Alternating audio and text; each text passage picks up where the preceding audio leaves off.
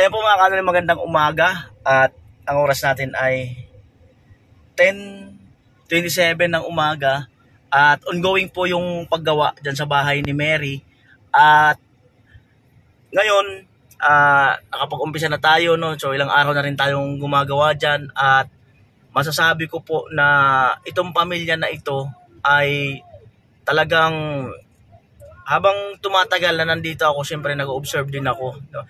Itong pamilya na to ay sobrang sipag na pamilya na talagang ay yung daily routine nila ay laging nasa kusina, pagtitinda, pamalengke at iba pa, paglalako.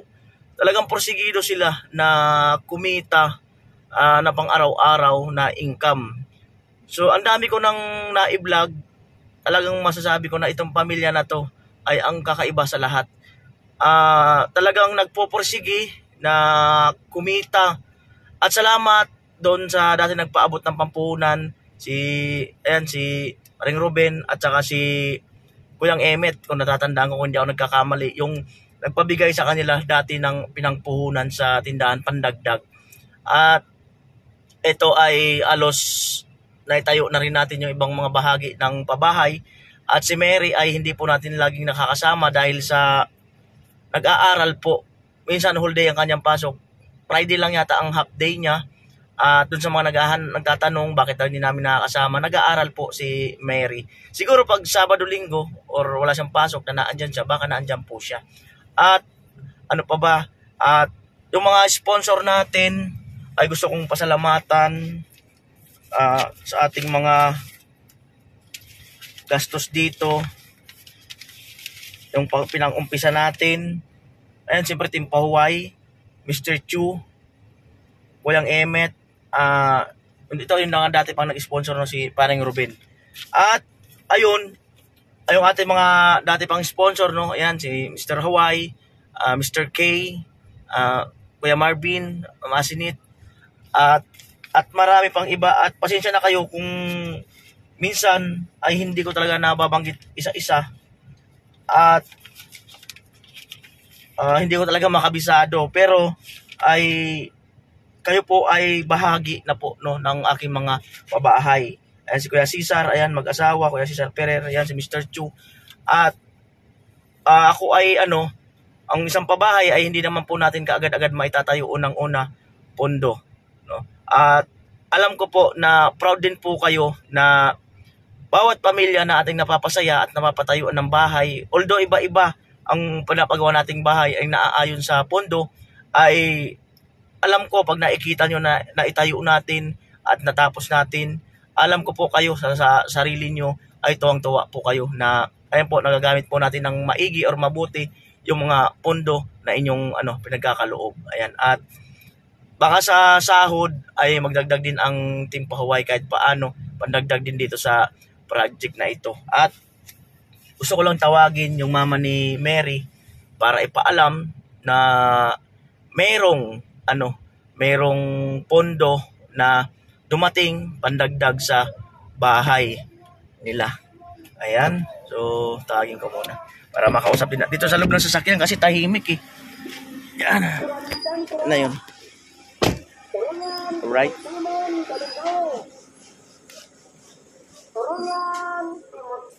Ay, pula, James. Si ate umalis. Andyan? Pwedeng ma-vlog ko muna dito sa sasakyan. Patawag. Mag-vlog lang kami. Pasuyo. Ayun pala eh. Tayo okay lang sandali dito. Mag-vlog lang tayo. Sa sasakyan. Oo. Ay mga kanoli, para at least paalam natin na may nanagdag na pundo. Dito lang tayo sa loob, te. Ay, sige lang. Para lang, kasi hindi maingay kasi sa paligid eh.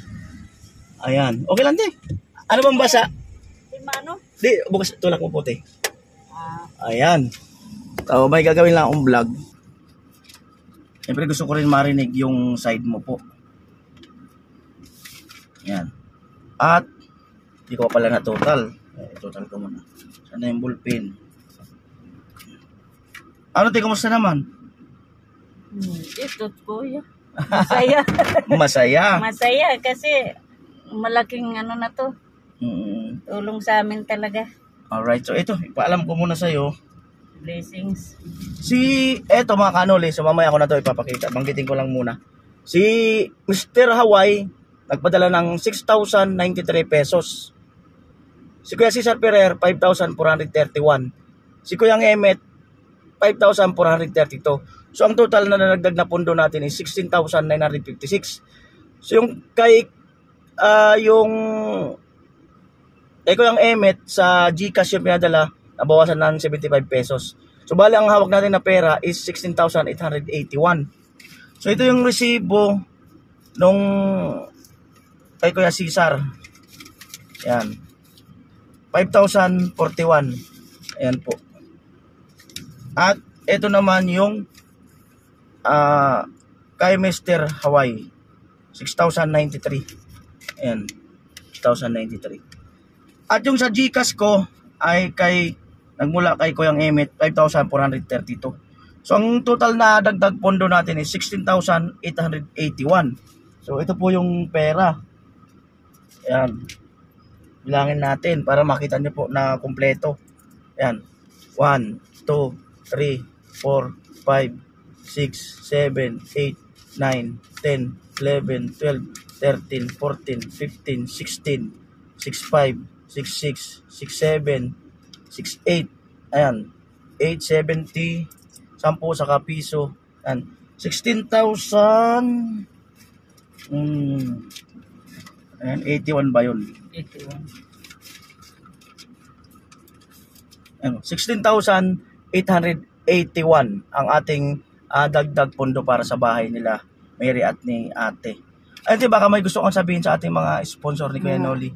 Salamat po sa inyo pong mga nag-sponsor po sa amin kasi malaking tulong po to sa amin para maipaayos po itong bahay namin. Salamat po. Sana po lalo po kayong palaging malakas. More blessing po sa inyo. Thank you po. Noong December, di ba? Tapos November, December. Ano naiisip mo noon na hindi pa kami gumagawa diyan or kumikilos? Tapos pumasok na yung January. Ano naiisip niyo mag-asawa noon? Iniisip lang po namin siguro mga ganun nga po pag naumpisahan na tuloy na. Matutuloy na po. Minsan nagkikwentuhan kayong mag-asawa si Mary. Ano na pag-uusapan niyo? Sabi namin, pag napabahayan tayo, hindi na rin tayo matutuluan. Kaya kahit papano naiisip din namin na masaya na po kami kung sakaling mapabahayan na.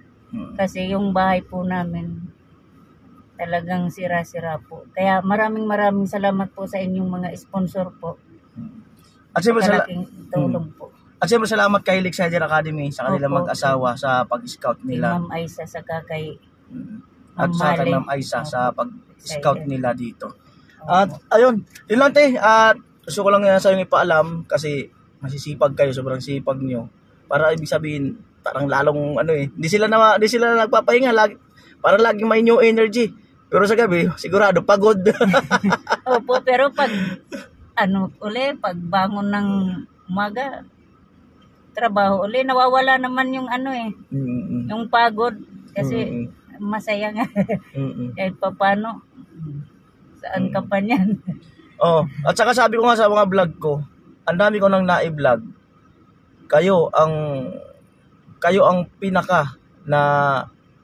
pinakamasipag sa lahat ng na-vlog ko na nagpupursige, nagsusumikap, halos hindi ko nga kayo nakikita kung umupo Ayan, at maasikaso sa amin, hindi nyo lang nakikita. Sabi nga nila, parang hindi raw kami nagme-merienda. Hindi lang kasi namin masyadong mga pinupokus. At meron kami agahan.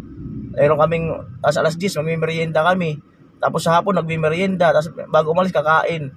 At yun nga, hindi na kasi namin masyadong nabibidyo lahat. Pero, sabi daw, kino-compare nila dun sa nakaraang project at saka dito. Dito daw, parang wala daw kaming merienda. Kabaliktaran po yun. Marami po. Ang dami. Alas di maubos. Nga din namin nauubos. So yun lang te. At sana salamat siyempre sa mga sponsor. Thank alright. you. Yan po, dito ko na po tapusin ang vlog na ito.